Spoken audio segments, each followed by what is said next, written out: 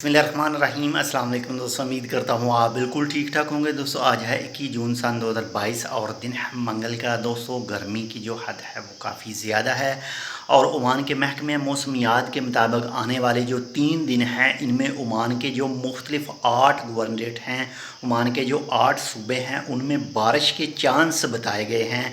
तो अल्हम्दुलिल्लाह से जो मौसम है उसमें काफ़ी ज़्यादा जो फ़र्क पड़ेगा, जो गर्मी है उसमें कमी होगी, जो गर्मी की शिद्दत है वो कम होगी। जो 8 गवर्नरेट बताए गए हैं उनमें नंबर 1 पर जो है वो है साउथ अल बातना और नंबर 2 पर है नॉर्थ अल बातना। इसके बाद नंबर 3 पर है साउथ अल शर्किया और नंबर 4 पर है जी नॉर्थ अल शर्किया। इसके बाद में नंबर 5 पर है मस्कत गवर्नरेट और इसके बाद में है जी नंबर 6 पर मसंदम गवर्नरेट और नंबर 7 पर है अल दाखलिया गवर्नरेट और नंबर 8 पर है अल दहरा गवर्नरेट। और आने वाले 3 दिनों के अंदर बताया गया है कि इन जगहों पर जो बारिश के चांस हैं वो बन सकते हैं।